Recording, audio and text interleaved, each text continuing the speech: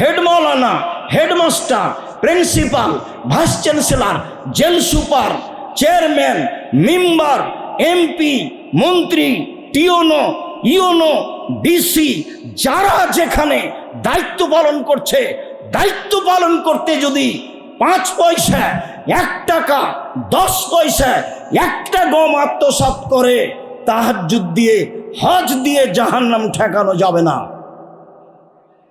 হাদিস বুখারী মুসলিম।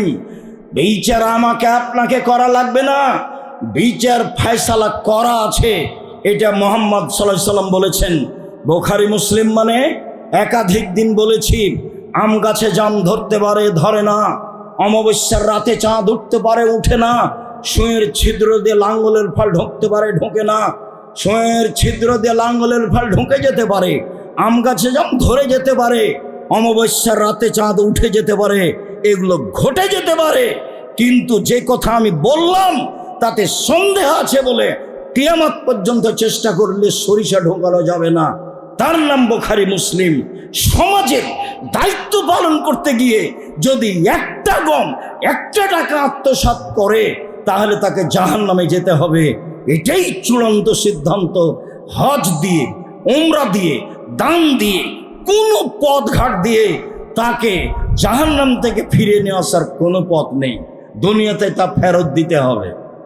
সম্মানিত দিনী ভাই বোন, উমামা বাহিলী রাদিয়াল্লাহু তাআলা আনহু বলেন, রাসূল সাল্লাল্লাহু আলাইহি ওয়াসাল্লাম বলেছেন, মান ইস্তামালনাহু আলা আমালিন ফারাযাকনাহু রিজকান। পৃথিবীর মানুষ শুনে রেখো, যাকে আমি কোনো চাকরি দিলাম, পদের নিয়োগ দিলাম, আমি তার বেতন নির্ধারণ করলাম, ফামা খাজা বাদা যালিকা, এরপরে যদি সে কিছুতেই নিয়ে নেই, যার নাম ঘুষ, ফাহুয়া গোলাল, গলুল, এটা হচ্ছে আত্মসাৎ, এটা হচ্ছে বিশ্বাসঘাতকতা, এটা হচ্ছে আত্মসাৎ। যারা যেখানে, যে যেখানে দায়িত্ব পালন করছে, যত স্তর রয়েছে, বড় ডাক্তার থেকে নিয়ে ছোট ডাক্তার, বড় পদের লোক থেকে নিয়ে ছোট পদের লোক, তার জন্য বেতন নির্ধারিত আছে। এরপরে যদি অল্প থেকে অল্প, কম থেকে কম, বেশি থেকে বেশি সুদ ঘুষ গ্রহণ করে, তাহলে তাকে জাহান্নামে যেতেই হবে। ঘুষ চিরদিনের জন্য হারাম। যারা ঘুষ নেই, টাকা ছাড়া ফাইল এখান থেকে ওখানে হয় না, ওরা জাহান্নামে চলে গেছে, মরতে বাকি আছে, বুঝে না জাহান্নাম কি জিনিস। কবর যত কঠিন, কিয়ামত তার চেয়ে অনেক বেশি কঠিন। কিয়ামত যত কঠিন, জাহান্নাম তার চেয়ে হাজার হাজার লক্ষ গুণ বেশি কঠিন। কি দিয়ে বুঝায় আপনাকে আমি জাহান্নাম কত কঠিন? দায়িত্বশীল সমাজের দায়িত্বশীলেরা বুঝলো না দায়িত্ব কি জিনিস, আত্মসাৎকেই বড় কিছু মনে করলো, বিশ্বাসঘাতকতাকেই নিজের জন্য, পরিবারের জন্য সফলতা মনে করলো। সম্মানিত দিনী ভাই বোন, আব্দুল্লাহ ইবনে উমর বলেন, রাসূল সাল্লাল্লাহু আলাইহি সাল্লাম বলেছেন, লেকুল্লে গাদেরিন আও ইন্নাল গাদেরা লাহু লিউন ইয়াউমাল কিয়ামা। যারা বিশ্বাসঘাতক, যারা গাদ্দার, বিচারের মাঠে তার পাশে একটা পতাকা ঝুলানো হবে, ওয়াইকাল হাজি গাদরাত ফুলান ইবনে ফুলানা, এবং চিৎকার করে বলা হবে, শোনো, উমুকের সন্তান উমুক, তার বংশ এই, তার বাপ এই, তার নাম এই, এ হলো গাদ্দার, এ দেখো গাদ্দারি করেছে, এ হলো আত্মসাৎকারী, এ আত্মসাৎ করেছে। রাসূল সাল্লাল্লাহু আলাইহি সাল্লাম বলেন যে লেকুল্লে গাদেরিন ইউনসাবু আলা ইস্তেহি আও ইনদা ইস্তেহি, প্রত্যেক গাদ্দারের, প্রত্যেক বিশ্বাসঘাতকের পিছনে নিতম্বের পাশে পতাকা লাগিয়ে দেওয়া হবে, যাতে বোঝা যায় যে এ হলো বিশ্বাসঘাতক, এ হলো আত্মসাৎকারী। রাসূল সাল্লাল্লাহু আলাইহি সাল্লাম বলছেন, ইরফাউ লিয়াহু বিকাদরি গাদরিহি, তার গাদ্দারি যত বড় হবে, পতাকা তত বড় হবে, তার আত্মসাৎ যত বড় হবে, তার পতাকা তত বড় হবে। এ কথা মুহাম্মদ সাল্লাল্লাহু আলাইহি সাল্লাম বলেন। ওমর রাদিয়াল্লাহু তাআলা আনহু বলেন, আকবালা নাফারুন মিন সাহাবাতে রাসূলিল্লাহ সাল্লাল্লাহু আলাইহি সাল্লাম ইয়াউমা খাইবারা, বদরের খাইবারের যুদ্ধে বেশ কিছু সাহাবী নবীর কাছে আসলেন, এসে বলতে লাগলেন ফলানুন শহীদুন, অমুক শহীদ, ফলানুন শহীদুন, অমুক শহীদ। ফামাররু আলা রাজুলিন, এরপরে একটা লোকের কাছে গিয়ে বললেন যে অমুক শহীদ। তখন আল্লাহ রাসূল বললেন কাল্লা, কখনো নহে, অসম্ভব হতে পারে না, ও শহীদ নয়। ইন্নী রাআইতুহু ফিন্নারে কাদ গাল্লাহা, আমি তাকে দেখছি জাহান্নামে, ও জাহান্নামে চলে গেছে আত্মসাতের কারণে। বুখারী মুসলিম। কি বলছো তোমরা? শহীদের ঘোষণা দিচ্ছ? সাহাবীগণ ঘোষণা দিচ্ছেন রাসূলের সামনে, অমুক শহীদ।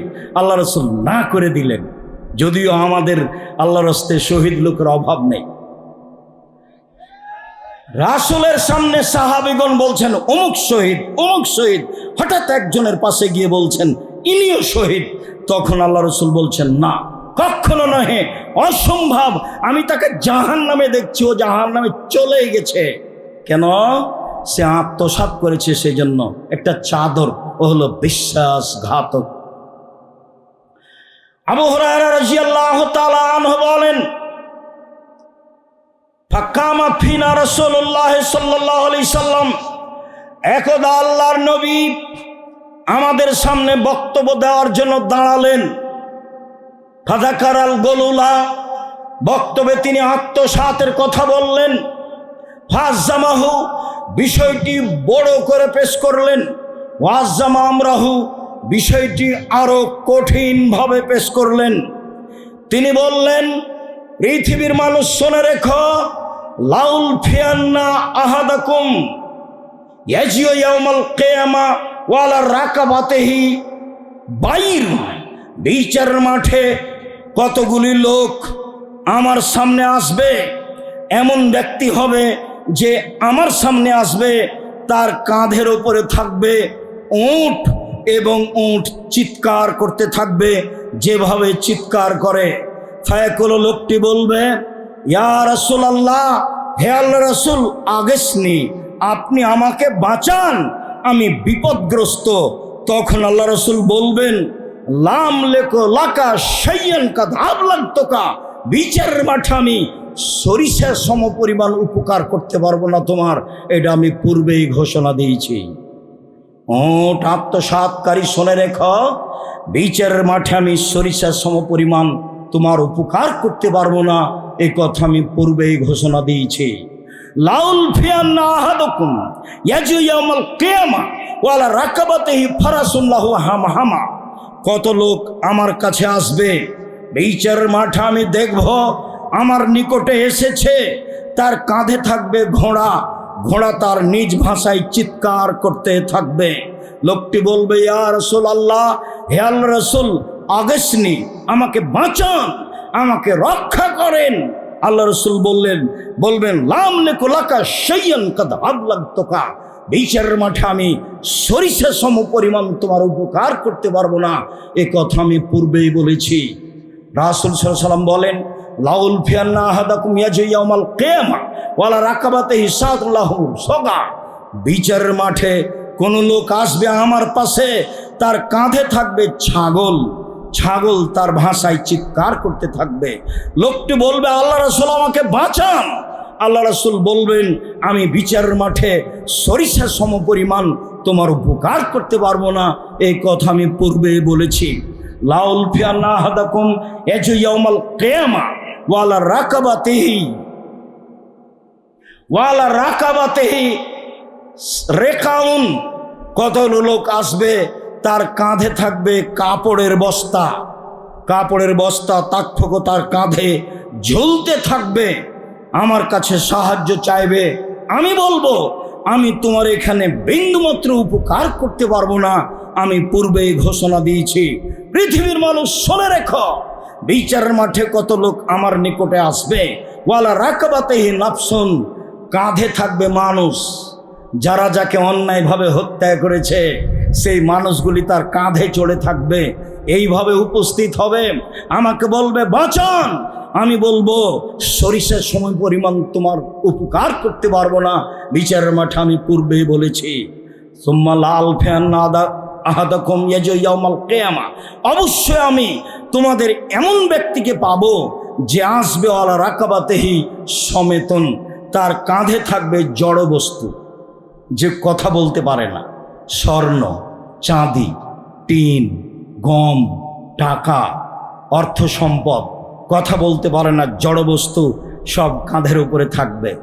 জনাব বলেছি, মনে রাখবেন, দায়িত্ব পালন করতে হবে না, জনগণের সামনে বলতে হবে, জনাব আমি ভুল করেছি, দায়িত্ব ছেড়ে চলে গেলাম, আমার আব্বার জমি আছে 10 শতক, বেগুন চাষ করে খাবো, আসসালামু আলাইকুম। দায়িত্ব তো সহজ নয়। আবু যার গেফারি বলেছিলেন, আল্লাহ রাসূল আমাকে এলাকার দায়িত্বশীল করে দেন। আবু যার গেফারি বলছেন, আমার পিঠের উপর একটা আঘাত করলেন আল্লাহ রাসূল, আর বললেন, আবু যার বলো কি তুমি নিজে দুর্বল মানুষ, আর এটা হলো আমানত, তুমি নিজে দুর্বল মানুষ, এটা আমানত, তুমি এটা রক্ষা করতে পারবা না। আরে আমানত তো রক্ষা করবে উমার, 20-15 হয় না, 15-20 হয় না, তার নাম দায়িত্ব। দায়িত্ব নিয়ে কি হবে? মানুষের জনগণের টাকা মেরে খেয়ে কি হবে? ব্যাংক তাদের, জমি জায়গা তাদের, রাস্তাঘাট তাদের, অর্থ সম্পদ তাদের, দেশের টাকা লুটে খেয়ে জনগণকে ধ্বংস করে মেরে মুচড়িয়ে দেয় লোক, দায়িত্ব পালন করে, মনে করে আমি দায়িত্বশীল। মরলে জাহান্নাম, তা কি ভেবেছে? মরলে জাহান্নাম, তা কি ভেবেছে? আসবে আমার নিকটে, তার কাঁধে থাকবে জড় বস্তু, আমার কাছে বাঁচতে চাইবে, আমি বলে দিব না, আমি কোনো উপকার করতে পারবো না। তা পূর্বে বলেছি। সম্মানিত দিনী ভাই বোন, আত্মসাৎকারী যে, বিশ্বাসঘাতক যে এইভাবে চলে গেলে তার জন্য জাহান্নাম সুনিশ্চিত, যা একাধিক হাদিসে বিবরণ রয়েছে, উপদেশ বইয়ে বিস্তারিত দেখতে পাবেন, আপনি পড়লেই প্রথম দিকে রয়েছে। আমি সালাফি কনফারেন্সের সকল দিনী ভাই ও বোনকে এই আত্মসাৎ সম্পর্কে জানার জন্য এই বইটি অথবা এই মানের যত বই আছে সব বইগুলি পড়ার জন্য অনুরোধ জানাচ্ছি। একটু রাসূল সাল্লাল্লাহু আলাইহি সাল্লামের সামনে একটা লোক এসে বলছে, আল্লাহর নবী, এই যে আমার উটের উপরের এই গদিটা ছিঁড়ে গেছে নিচে, তো একটু সেলাইয়ের জন্য এই চুলের রশিটা নিয়েছিলাম, তো এখন কি করি? আমিও তো খুব নিরুপায়। তখন আল্লাহ রাসূল বলছেন, শোনো, আমার ভাগ যেটুকু আর আব্দুল মুত্তালিবের ভাগ যেটুকু সেটুকু আমি মাফ করে দিলাম, মানুষের যেটুকু পাওনা সেটুকু আমি মাফ করতে পারলাম না, এর জন্য তোমার জাহান্নাম। কি বুঝলেন? কি সেটা? গদির নিচে একটু ছিঁড়ে গেছে, একটু সেলাই করবেন, একটু সুতলি। দায়িত্ব অত সহজ? দায়িত্ব উমার পালন করবে। আপনি কেন মারামারি করে দায়িত্ব পালন করতে যান? আপনি কেন এভাবে সমাজের উপরে জুলুম করে এগুলো কাজ করতে যান? জুলুমের ফলাফল 45 মিনিট আপনি বুঝতে পারেন না? এর চেয়ে কম সময় ছিল ফেরাউনের। জুলুম যত বেশি হবে, ধ্বংস হওয়ার সময় তত কম হবে। পৃথিবীর ইতিহাসে আজ সামুদের চেয়ে জুলুমবাজ বেশি ছিল না কেউ, ফেরাউনের চেয়ে জুলুমবাজ কেউ বেশি ছিল না। মনে নেই যেই দিন মূসা আলাইহিস সালাম ফেরাউনকে বললেন, স্বাধীনতা ফিরিয়ে দেন, বনী ইসরায়েলকে ছেড়ে দেন, তখন ফেরাউন বলল, কে তুমি? তোমাকে কি আমি, তুমি কি আমার বাড়িতে বহুদিন লালন পালন হওনি? শিশুকালে কি আমি তোমাকে লালন পালন করিনি? তুমি যা করেছো তা করেছো, তুমি এক থাপ্পড়ে মানুষ মেরেছো, তুমি বড় অকৃতজ্ঞ। ফেরাউন বলল, মূসা আলাইহিস সালাম বলবেন, জি আমি যা করেছি তা করেছি, আমি তখন ভুল পথে ছিলাম, আমি এক থাপ্পড়ে মানুষ মেরেছি, আমি আপনার হত্যার ভয়ে দেশ ছেড়েছি, আমার প্রতিপালক আমার প্রতি দয়া করেছেন, আমাকে জ্ঞানে গুণে পূর্ণ করেছেন, আমাকে নবী করেছেন, আপনি আমার উপরে অনুগ্রহ করেছেন, অনুগ্রহ করে আপনি খোঁটা দিয়েছেন, এই সুবাদে আপনি বানি ইসরায়েলকে দাস দাসীতে পরিণত করেছেন। আপনি বড় উদ্ধত স্বৈরাচার সীমালঙ্ঘন করেছেন। মুসা আলাইহিস সালাম তার মুখের উপরে বললেন। সম্মানিত দিনী ভাই বোন, চলে আসলাম শেষের দিকে, অবাক হতে হয়। রাসূল সাল্লাল্লাহু আলাইহি ওয়াসাল্লাম বলছেন, সিনফান মিন উম্মতি লান তানালুহুমা শাফাতি। পৃথিবীর মানুষ শুনে রেখো, দুই শ্রেণীর মানুষের জন্য বিচারের মাঠে আমি মুহাম্মদ সাল্লাল্লাহু আলাইহি ওয়াসাল্লাম সুপারিশ করব না, কখনো করব না। দুই শ্রেণীর মানুষের জন্য বিচারের মাঠে আমি সুপারিশ করব না, কখনো করব না। আমার সুপারিশ তারা পাবে না। এক, ইমামুন যালুমুন গাসুম, স্বৈরাচারী, স্বেচ্ছাচারী, স্বৈরাচার, স্বেচ্ছাচার পৃথিবীতে নেতা যারা, ওদের জন্য আমি সুপারিশ করব না, ওদের জন্য আমি সুপারিশ করব না।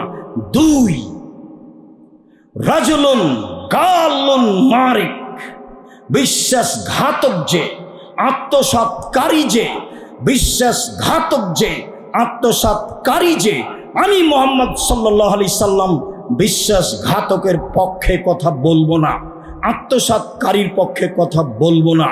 অতএব এই দুই শ্রেণীর মানুষ জাহান্নামে যাবে, এই কথাই ঠিক। যেহেতু জাহান্নাম ঘোষণা হয়েই গেছে, আর উনি বিচারের মাঠে এমন লোকের পক্ষে কথা বলবে না। সম্মানিত দিনী ভাই বোন, আমরা যারা উপস্থিত আছি সর্বস্তরের লোক আন্তরিকভাবে অনুরোধ জানাচ্ছি যে যতটুকু দায়িত্ব আমার কাছে রয়েছে ততটুকু যেন সূক্ষ্মভাবে, নিখুঁতভাবে পালন করতে পারি। সামান্য থেকে সামান্য সরিষার সমপরিমাণ যেন আমার হাতে আত্মসাৎ না হয়, আমি যেন বিশ্বাসঘাতক না হই, এ ব্যাপারে প্রাণপণে জীবন বাজি রেখে চেষ্টা চালাতে হবে। পরিবারের পাল্লায় পড়ে, স্ত্রীর পাল্লায় পড়ে, বন্ধু বান্ধবের দিকে তাকিয়ে, জাতির দিকে তাকিয়ে, টাকা পয়সার হিসাব করে, এইভাবে আত্মসাৎ করে, জনগণের টাকা মেরে খেয়ে, বাড়ি গাড়ি তৈরি করে, রাতের অন্ধকারে দেশ ছেড়ে পালিয়ে যেতে হবে, এটা তো আছেই। পরকালে জাহান্নাম হবে, এটা তো ফায়সালাই হয়ে আছে।